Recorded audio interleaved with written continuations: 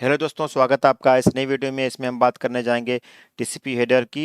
इसमें हम कुछ फील्ड्स को डिटेल में बात करने की कोशिश करेंगे। लास्ट जो हमने टीसीपी सीरीज में पार्ट 1 पार्ट 2 बनाया है, ये पार्ट 3 है। इसमें हम मोस्टली बात करेंगे सीक्वेंस नंबर और एक्नॉलेजमेंट नंबर की।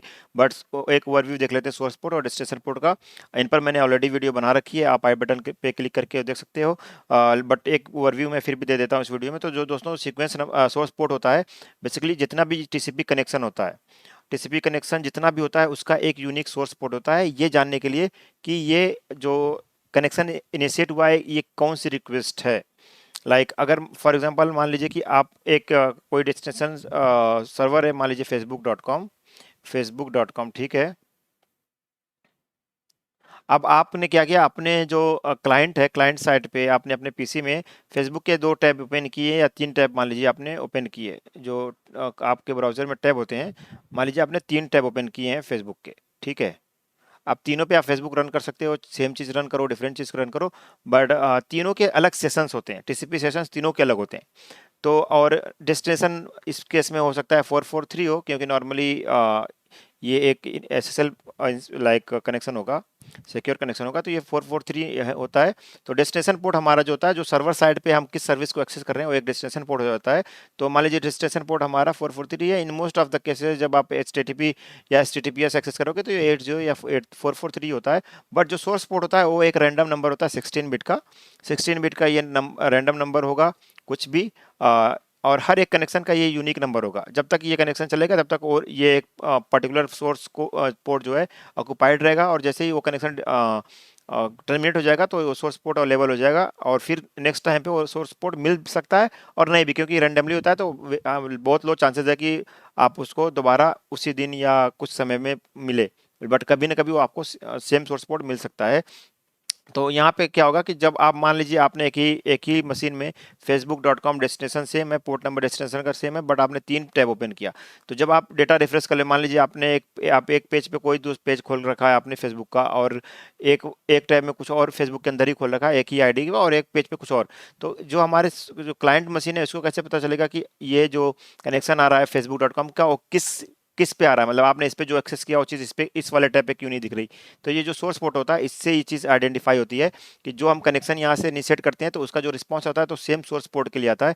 तो हमारी मशीन आइडेंटिफाई कर पाती है तो कि ठीक है, जो रिस्पांस आया ये इस सोर्स पोर्ट के लिए, मतलब इस पर्टिकुलर कनेक्शन के लिए, तो इसलिए वो हमें उसी टैब में दिखता है जिस टैब में हमने ओपन कर रखा होगा। और सोर्स पोर्ट डेस्टिनेशन पोर्ट पे मैंने जो वीडियो बनाई, आप आई बटन पर क्लिक करके इसको डिटेल में देख सकते हो। हम आगे चलते हैं और इस वीडियो में मोस्टली हम बात करते हैं सीक्वेंस नंबर और एक्नॉलेजमेंट नंबर की। तो दोस्तों सीक्वेंस, जब ये जो हमारा टीसीपी होता है, ये ट्रांसपोर्ट लेयर प्रोटोकॉल है, ट्रांसपोर्ट लेयर पे जो डेटा होता है हमारा, उसकी यूनिट होती है सेगमेंट। हम इसको सेगमेंट बोलते हैं, ट्रांसपोर्ट लेयर पे सेगमेंट बोलते हैं, ठीक है। तो सेगमेंट, जब हमारा सेगमेंट है, मान लीजिए अगर हम इसको पैकेट भी बोलते हैं समझने के लिए, तो जब हमारा मान लीजिए सेगमेंट ये पैकेट हमारा, तो हमने यहाँ पे हो सकता है कि हम इस पे नॉर्मली हम यहाँ पे 1480 या 1460 तक के डेटा ही सेंड कर सकते हैं इसमें, ठीक है, विदाउट हेडर। हम टीसीपी हेडर इंक्लूड नहीं कर रहा मैं। तो इसमें क्या होगा कि सामने वाले जो पार्टी है, जो डेस्टिनेशन होता है, उसको बताने के लिए कि डेटा स्टार्ट कहाँ से होता है, तो ये सीक्वेंस नंबर बताता है कि ये डेटा स्टार्ट कहाँ से होता है। और क्योंकि एक ही कम्युनिकेशन में मल्टीपल सेगमेंट एक्सचेंज करते हैं दोनों सोर्स और डेस्टिनेशन, तो उसको समझना बहुत ज़रूरी होता है डेस्टिनेशन को कि ये वाला सीक्वेंस नंबर, ये डेटा कहाँ से स्टार्ट हो रहा है और आने वाला डेटा कहाँ से स्टार्ट होगा। तो उस चीज़ के लिए हम सीक्वेंस नंबर और एक्नॉलेजमेंट नंबर यूज़ करते हैं। आगे हम एग्जांपल में बहुत आसानी से इसको समझने की कोशिश करेंगे। तो चलते हैं नेक्स्ट स्लाइड पे और एग्जांपल से इसको समझते हैं।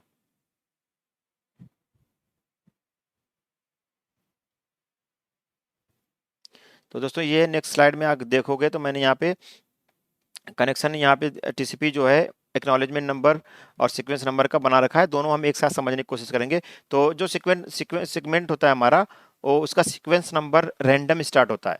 ये हो सकता है I think to the power 32 -1, ये इतना कुछ हो सकता है, इतने नंबर इतने रेंज में। ये अगर इसमें आप डेसिमल में इसको कन्वर्ट करो, टोटल इसकी वैल्यू जब निकालो आप, तो ये टोटल एक हाई वैल्यू है। इसमें इस बीच में कहीं भी ये सीक्वेंस नंबर रैंडमली स्टार्ट हो सकता है एक पर्टिकुलर टीसीपी कनेक्शन के लिए। जो पहला सीक्वेंस नंबर होगा आगे की पैकेट्स उसी सीक्वेंस नंबर को फॉलो करती हुई जाएंगी।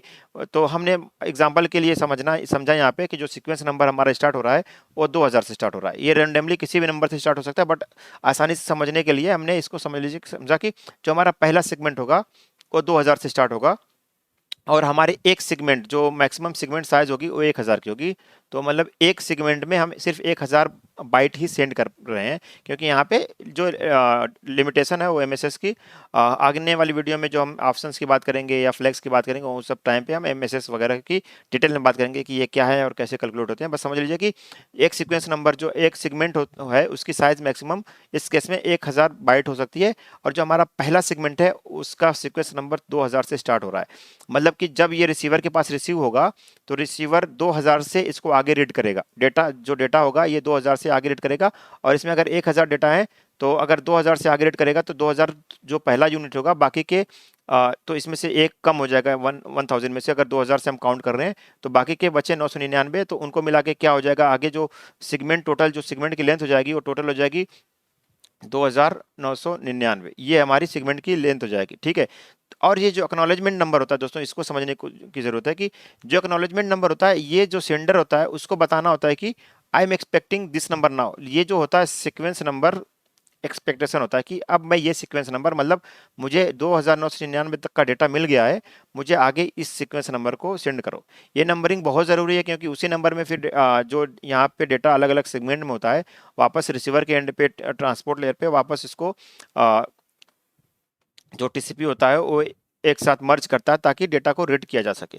तो ये नंबरिंग बहुत इंपॉर्टेंट है, ये सेम सीक्वेंस नंबर ही एक साथ वहाँ पे जाके असेंबल होंगे ताकि डेटा जो हमने सेंड किया प्रॉपरली रीड हो पाए। तो ये जो रिसीवर होगा जैसे इसको सेगमेंट पहला मिलेगा वो एक एक्नॉलेजमेंट सेंड करेगा। एक्नॉलेजमेंट क्या होगी, जो सीक्वेंस नंबर एंड होता है +1, लाइक इसने बोला कि 2999 तक का मुझे डेटा मिल गया है। अगर आप 2000 पहला सीक्वेंस नंबर है, 1000 जाते हैं तो 2000 + 999, क्योंकि एक तो हमने यही हो गया पहला नंबर, बाकी 99 तो 2999। तो जो रिसीवर बोला कि now I am expecting this sequence number, तो ये सेंडर को सेंड करता है। तो एक्नॉलेजमेंट में क्या होगा, सेंडर को बताएगा कि मुझे अभी ये सीक्वेंस नंबर चाहिए। तो जब सेंडर के पास ये आएगा तो सेंडर वो सीक्वेंस नंबर सेंड करेगा, ठीक है। और लाइक ज़रूरी नहीं कि सेंडर इस चीज़ का वेट ही करे कि मुझे एक्नॉलेजमेंट मिले तभी जाना। इसमें इसका आगे जो हम बात करेंगे ऑप्शंस में, और ये विंडो साइज़ की कि विंडो साइज़ में क्या होता है, तो उस सब चीज़ों से हो सकता है कि टीसीपी एक्नॉलेजमेंट के बिना ही ये अपना एक एक सेगमेंट आगे फुल करके सेंड करता चला जाए सेंडर। बट जैसे जब तक एक्नॉलेजमेंट नहीं मिलेगी, क्योंकि जो टीसीपी होती है और रिलायबल प्रोटोकॉल है, तो वो क्या होगा कि एक्नॉलेजमेंट ज़रूरी है। अगर एक्नॉलेजमेंट नहीं मिलता है सेंडर को तो पैकेट ड्रॉप माना जाता है। यहाँ पे जब एक पैकेट इनिशिएट होता है तो सेंडर क्या करता है, एक टाइमर होता है यहाँ पे ट्रांसमिशन टाइमर, उसमें भी आगे आने वाली वीडियोज़ में फ्लैग में और ऑप्शंस में उन सब की डिटेल में बात करेंगे। बट समझिए कि जब पहला एक सेगमेंट जाता है या कोई भी सेगमेंट, तो एक टीसीपी टाइमर स्टार्ट होता है, और जब तक उसका एक्नॉलेजमेंट नहीं मिलता और टीसीपी टाइमर चलता रहता है। अगर वो TCP timer retransmitted timer TCP का एक्सपायर हो जाता है तो सारे पैकेट्स जो हैं रिट्रांसमिट करने पड़ते हैं नॉर्मल सिनारियो में, जहाँ पे सिर्फ हम सीक्वेंस नंबर एक्नॉलेजमेंट नंबर की बात करें। हम यहाँ पे सैक की बात नहीं कर रहे हैं, आने वाली वीडियो में सैक की भी बात करेंगे कि वो कैसे काम करता है, ठीक है। अभी यहाँ पे थे हमने क्या किया कि 2000 सेंड किया, इसको मिल गया 2999 तक का। इसने कहा कि नाउ आई नीड 3000, तो इसने 3000 सेंड किया। मानते हैं कि 1 बाय 1 सेंड हो रहा है, आगे आने वाली वीडियो में हम इसको और डिटेल में बात करेंगे, ठीक है। तो इसने 3000 सेंड किया, फिर इसने 4000 सेंड किया, या इसने एक्नॉलेजमेंट 4000 का दिया, फिर 4000 हमें मिला, फिर इसने एक्नॉलेजमेंट दिया 5000 का।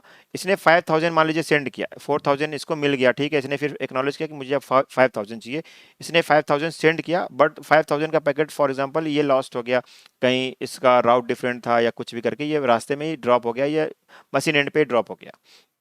तो ये जो अगर 5000 का ड्रॉप हो गया पैकेट, ये रिसीवर को तो मिला नहीं है, तो इसका एक्नॉलेजमेंट ये सेंड नहीं करेगा, ठीक है। ये जो 5000 मिलने पे एक्नॉलेजमेंट हमारा होता था 6000, क्योंकि अगर 5000 का पैकेट मिलता तो ये एक्सपेक्ट करता कि मुझे 6000 का पैकेट अब चाहिए।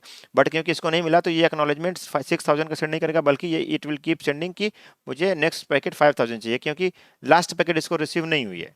जब लास्ट पैकेट रिसीव नहीं हुई है तो ये क्या करेगा कि ये आस्क करता रहेगा कि मुझे ये सीक्वेंस नंबर है, ये सीक्वेंस नंबर चाहिए। तो इसलिए इस सीक्वेंस के लिए एक्नॉलेजमेंट सेंड करता रहेगा, और जब तक इसको इसका नहीं मिलेगा लाइक जो इसने एक्नॉलेजमेंट सेंड किया उसका सीक्वेंस नंबर नहीं मिलेगा, ये उसी को एक्नॉलेज करता रहेगा बार बार कि मुझे ये एक्नॉलेजमेंट नंबर चाहिए। ठीक है, अभी मान लीजिए कि यहाँ तक जो ये डेटा रिसीव भी अगर हो रहा है, अगर जो मान लीजिए कि ये अगर साथ में विदाउट रिट्रांसमिटिंग दिस, क्योंकि अभी टाइमर अगर एक्सपायर नहीं हुआ है, फिर भी अगर ये डेटा सेंड कर रहा है 7,000 9,000, इसको मिल रहा है ये डेटा सारा, फिर भी ये क्या करेगा, एक्नॉलेज 5,000 करेगा कि मुझे 5,000 ही चाहिए। जैसे इसका टीसीपी जो ट्रांसमिशन टाइमर होता है सेंडर का एक्सपायर हो जाएगा, इसको वापस सारे के सारे पैकेट ट्रांसमिट करने पड़ेंगे, इवन तो जो रिसीव हो गए हैं या जो रिसीव नहीं हुए हैं, क्योंकि एक्नॉलेजमेंट रिसीवर ने नहीं सेंड किया था, तो सेंडर को लगेगा कि कोई भी पैकेट नहीं मिला, तो उसको सारे पैकेट ट्रांसमिट करने पड़ेंगे। इस चीज़ को अवॉइड करने के लिए सैक का यूज़ होता है। हम आने वाली वीडियोस में सैक का भी डिटेल में बात करेंगे। उसके बाद जब इसका 9,000 पैकेट्स सेंड हो जाएगा और वापस 5,000 भी सेंड हो जाएगा, तब ये एक एक को एक्नॉलेज करेगा, और जब 9,000 तक एक्नॉलेजमेंट इसका पहुंच जाएगा, तो वापस ये बोलेगा कि मुझे 10,000 वाला पैकेट चाहिए, तो ये 10,000, और इस तरह से प्रोसेस कंटिन्यू रहता है टिल द लास्ट पैकेट, और उसके बाद ये कनेक्शन क्लोज हो जाता है। तो ये दोस्तों इस तरह से सेंड जो सीक्वेंस नंबर और एक्नॉलेजमेंट नंबर आपस में कम्युनिकेट करके प्रॉपर डेटा को जो असेंबल और डिसेंबल करने में हेल्प करते हैं, और एमएसएस वैल्यू के हिसाब से जो सेगमेंट हमारा ट्रांसफर हो सकता है। तो दोस्तों इसमें अगर कुछ आपका क्वेश्चन है तो आप प्लीज़ चैट में लिखिए, मैं उसको जवाब देने की कोशिश करूंगा। अगर वीडियो पसंद आई हो तो आप इसको लाइक्स, चैनल को सब्सक्राइब, वीडियो को शेयर जरूर करें, और कोई भी आपके पास ओपिनियन है, कोई सजेशन है, तो प्लीज़ कमेंट में लिखिए। आपका बहुत बहुत धन्यवाद।